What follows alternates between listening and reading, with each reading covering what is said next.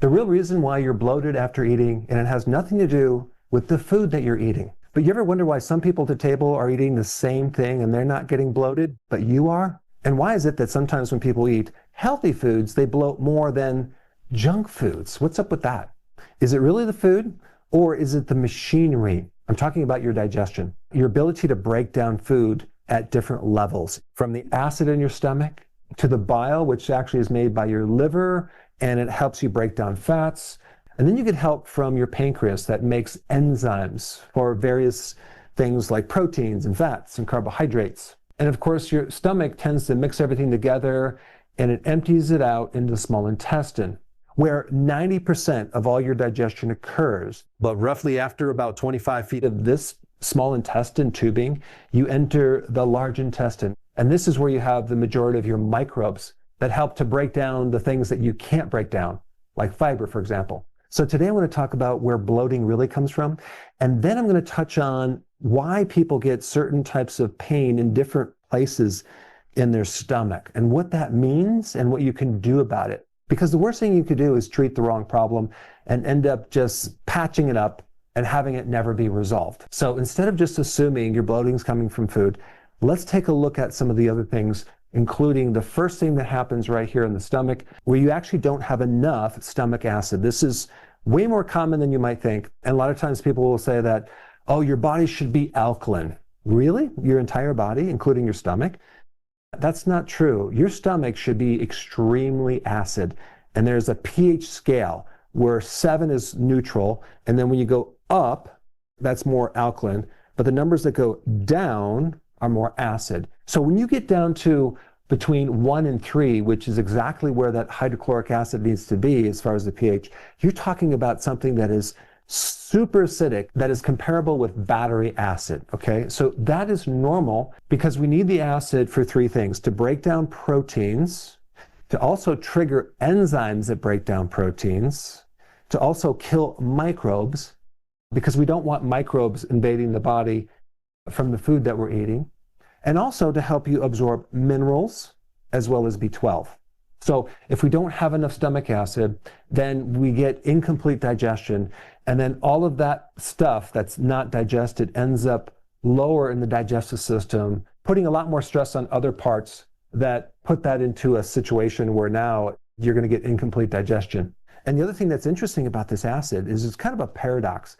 When you don't have enough acid, there's a little sensor that signals the closing of the valve, but if there's not enough acid, it's not going to close. So the typical symptom, which is very counterintuitive for not enough acid, is acid reflux, because that valve is open, or heartburn, or GERD, and definitely indigestion. So if you have any of those, that definitely means you don't have enough acid.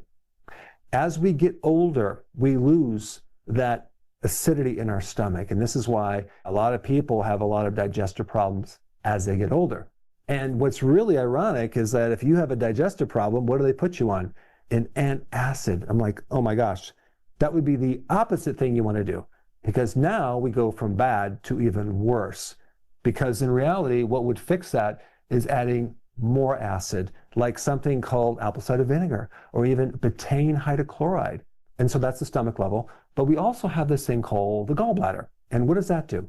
That actually stores and concentrates something called bile. Bile is a detergent. It's made by the liver, but it's stored in the gallbladder. It helps to break down fats and helps you extract nutrients out of fats. So if we didn't have a gallbladder, we wouldn't be able to break down or extract and absorb these really key fats that we need. So now that forces the pancreas to produce even more digestive enzymes to try to cope with the situation. And that's where we have a lot of problems. So the purpose of the pancreas is twofold. Number one, to control blood sugar through insulin, but the other half of it makes enzymes to break down all the different things that you eat. And then now this mixture of all this stuff ends up in the small intestine. And it's going to take time to go through all this piping. And the reason why we have such a long small intestine is because you can't just break this food down really quick. It's a slow process of breaking things down and absorbing things because the lining of that small intestine also produces things like enzymes and other things that also help break down the food. And then once everything is broken down here, ideally, it should end up in the large intestine where the microbes then act on the fiber. They ferment it. So when you think about fermentation, think about like sourdough bread where they make it and it rises, right? It's rising through this fermentation, through microbes that are growing bigger, making certain gases. Now, a really big problem with bloating is something that occurs in the small intestine, and it's called small intestinal bacterial overgrowth. It's called SIBO. The microbes that normally should be down here are up here. And so now you're getting fermentation in the wrong place. So you're going to basically feel like you're bloated all the time, no matter what you eat, especially if you eat fiber, and especially if you're having probiotics, right? Because you have too many microbes right here. Now, normally, if you have enough stomach acid, that should be killing off these microbes. And normally, if you have enough bile, it's also there to help kill all the microbes down here. So you can see the consequence of not having the right thing. Oh my gosh, it puts the small intestine in a huge situation where you're going to feel bloated all the time. And I had this problem for literally probably 15 years. I didn't know what it was. And then not to mention all the antibiotics that people take. Oh my gosh, you're going to wipe out all these microbes, and that creates all sorts of other additional problems, not just down here, but here and here and here and here, because you don't just have bacteria in your gut. You have yeast, you have fungus, you have candida, and they're all kept in check by the bacteria. So one of the big side effects from antibiotics is an overgrowth of these other things. And sometimes you can even smell it on someone's breath. They have this ammonia breath. That's some of the byproducts from the yeast or candida or fungus that's growing in the small intestine. And a lot of times you'll also have an imbalance on your skin. You'll start getting skin fungus, yeast, or mold because the core internal microbiome is not balanced. Another thing that'll happen is if the food is undigested right here, it's going to stagnate. It's going to kind of stop moving, aka constipation. In practice, I've had people come in, and I'm not kidding, they would go to the bathroom once every 2 or 3 weeks. I mean, it's just beyond imagination how uncomfortable they might be. But yeah, once every 2 weeks. So again, it's not just about the food. It's about the system. It's about your body's ability to break down that food. When you eat ultra-processed food, it's already broken down. Very few people get bloating when they eat junk food. It's not going to necessarily clog up the colon. It'll create damage in your bloodstream once it's in there. And when people eat healthy foods or even raw vegetables or things like that, that's when a lot of people have digestive issues simply because they don't have the acid, they don't have the bile, or they don't have the enzymes. Now I want to get into your abdomen. And if you have bloating in certain places or pain in certain places, what does that mean? So we're looking at the abdomen right here. These are the ribs right here. If we look underneath the right rib cage, that's where we have the gallbladder. So obviously if you have bloating underneath there, it could be either the gallbladder, it could potentially be a gallstone, or else it could be the little tube that connects the gallbladder to the liver. That's called the bile duct. Any of those areas could be a problem. But the most common problem with pain right here, especially if it's underneath the right rib cage, is not a gallstone.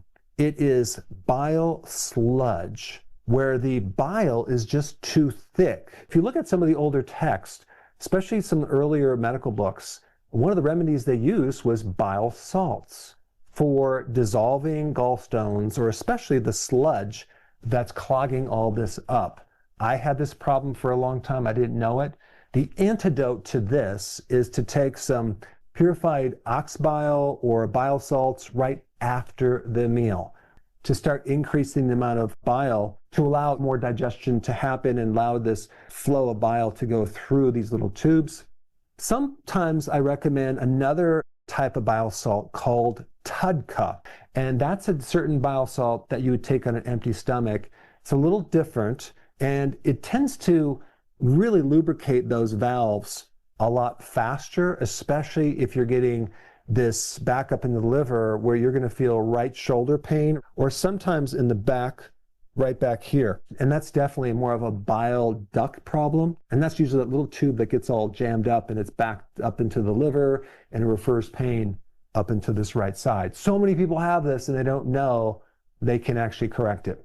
The stomach actually kind of extends not just in this middle part, but more to the left side too. So if you have this full feeling on this side right here, on the maybe in the center to the left side right here, it's either the stomach that's all congested, maybe it's even hiatal hernia, or it could just be low stomach acid, so you're not able to digest. And right underneath that, you got the pancreas, so there could be a pancreatic thing involved, but usually that's not as common as bloating right underneath your rib cage right through here. The simple remedy for this is to take an acidifier. It works like magic. I've recommended it in practice for many, many years. The key ingredient is betaine hydrochloride. You would take 3 or 4 or 5 of these before a meal. They're little tablets. And oh my gosh, it starts to build up the stomach acid and it relieves the bloating and it helps you digest, especially protein. And then of course, medicine does the opposite.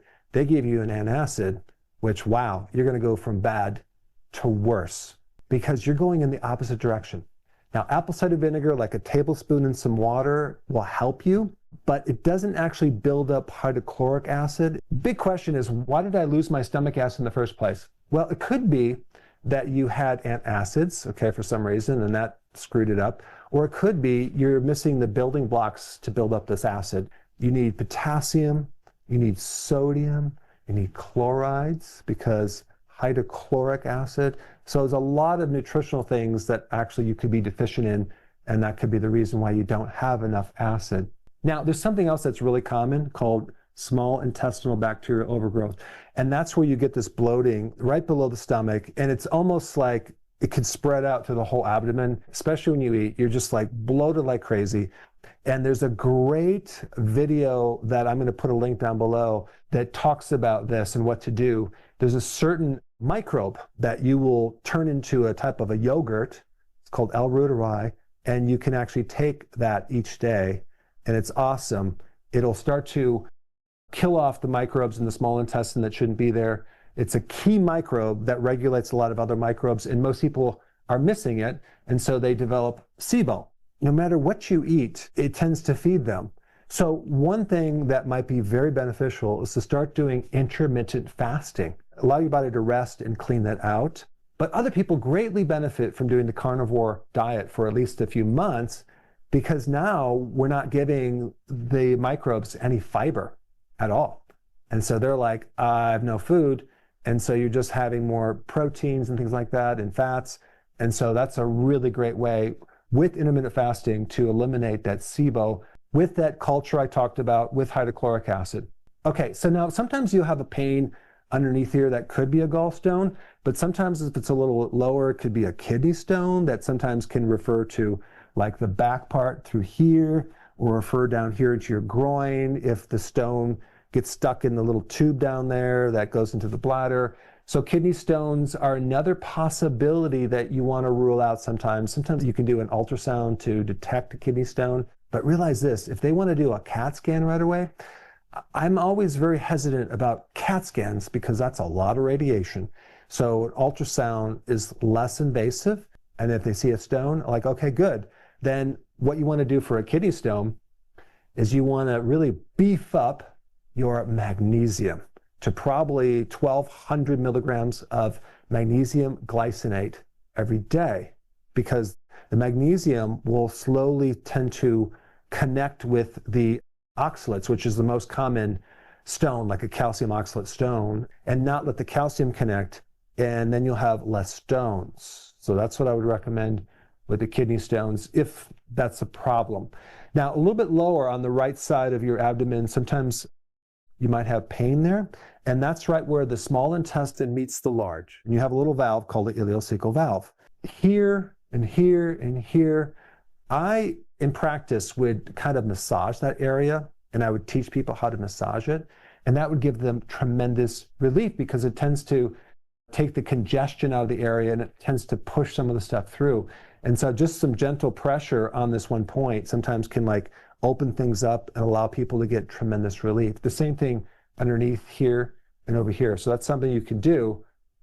But again, the ileocecal valve pain usually can be resolved when you fix the problem higher up, because all this stuff down here is late chain consequence events from up here. The food doesn't digest, you get undigested things down here, and that's when you start having pain.